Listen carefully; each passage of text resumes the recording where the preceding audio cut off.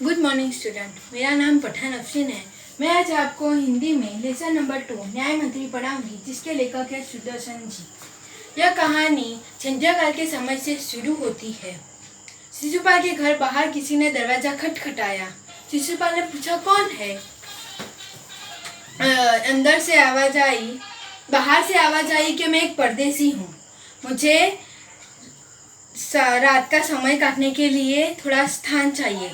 शिशुपाल ने अंदर उसे बुलाया, उसका आदर सत्कार किया। फिर वो दोनों में बातें चलने लगी।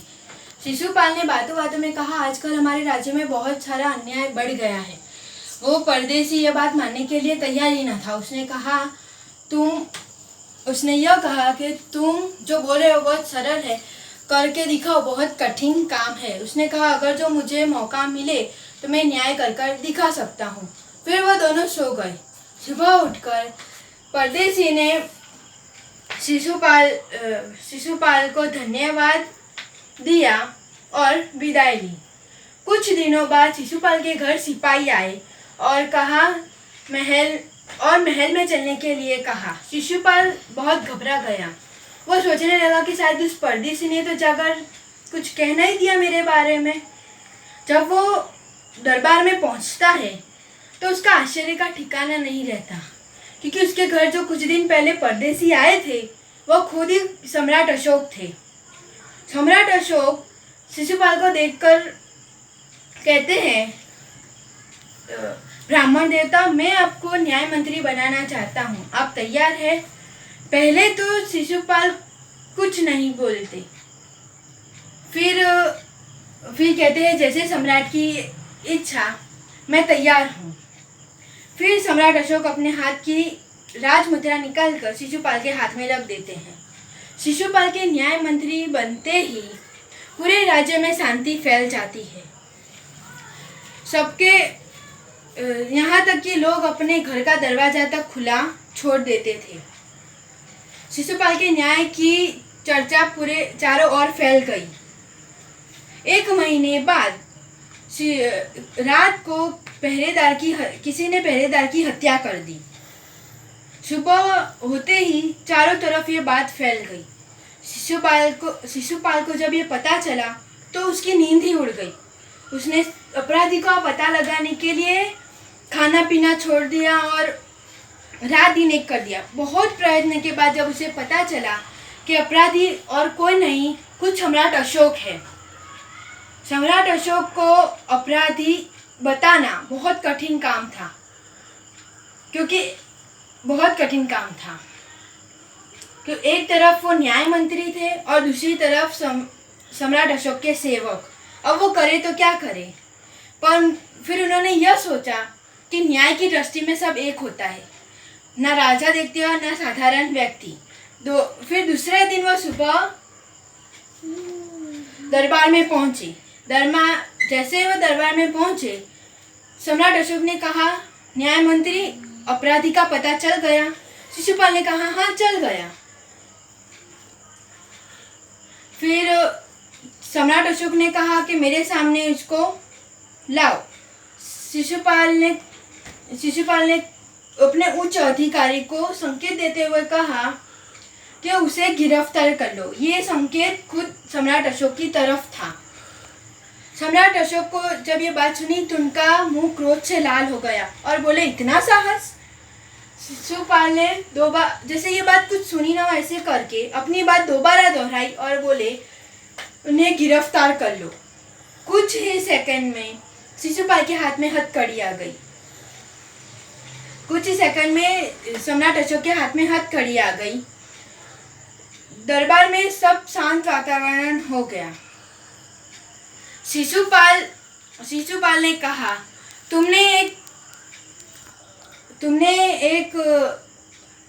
हाँ तो मैं कह रही थी, शिशुपाल ने कहा, तुमने एक पहरेदार की हत्या की है, तुम इसके बारे में क्या कहना चाहते हो?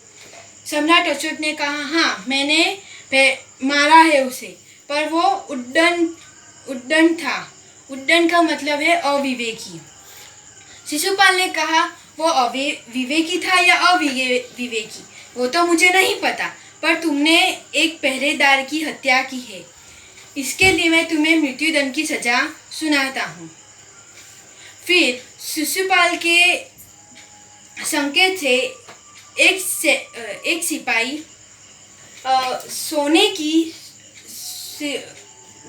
सोने की मूर्ति जो सम्राट अशोक की बनी थी वो लेकर आया और उसने कहा, सज्जनों, ये सच है कि मैं एक न्याय मंत्री हूँ और ये भी सच है कि सम्राट अशोक ने एक पहरेदार की हत्या की है। पर हमारे शास्त्रों में जो सम्राट होते हैं उन्हें भगवान का रूप दिया जाता है, तो सम्राट अशोक को भगवान ही सजा देंगे। पर जैसा कि मैंने कहा था कि मैं उनको मृत्युदंड की सजा देता हूँ, तो मैं इनकी ये जो सोने की मूर्ति है उनको फांसी लटकाकर ये सजा सुनाता हूँ। शिशुपाल के ये न्याय से पूरे जो लोग थे उनकी जय जयकार करने लगे। फिर वो सब अपने अपने घर चले गए। जब सब चले गए तो शिशुपाल ने और सम्राट का सर सम से झुक गया। फिर जब सब घर चले गए तो शिशुपाल सम्राट के पास आए और उन्होंने राजमुद्रा निकाल के उनके हाथ में दे दी और कहा, मुझे माफ़ करो, मुझे इतना बड़ा बोझ नहीं उठाया जाएगा। तो सम्राट अशोक ने कहा कि मैंने एक पहरेदार की हत्या जानबूझ के की, क्योंकि मैं तुम्हारी परीक्षा ले रहा था और इस परीक्षा में तुम सफल हो चुके हो। मुझे ऐसा ही एक न्याय मंत्री चाहिए, ऐसा ही एक न्याय मंत्री चाहिए। तो ये कहानी हमारी यहाँ पे समाप्त होती है। इस कहानी से हमें यह शिक्षा मिलती है कि न्याय सबके लिए एक जैसा होता है। न्याय ना ऊंच नीच देखता है, ना बड़े छोटे देखता है। न्याय सबके लिए समान होता है। और न्याय सबके लिए समान होता है। समझ आई कहानी? आई होप कि आप लोगों को ये कहानी समझ आई गई होगी। तो विद्यार्थियों, अब हम ये कहानी के शब्दार्थ करेंगे। पहला शब्दार्थ है सौभाग्य, सद्नसीब, सुगम, सरल, अवसर, मौका, राजमुद्रा, राष्ट्र की निशानी, सुप्रबंध, सुव्यवस्था, उड्डन, अविवेकी, निष्ठबंता, शांति। तो अब हम मिलेंगे अगले लेक्चर में। सो अभी आप सेफ रहिए और टाटा बाय बाय।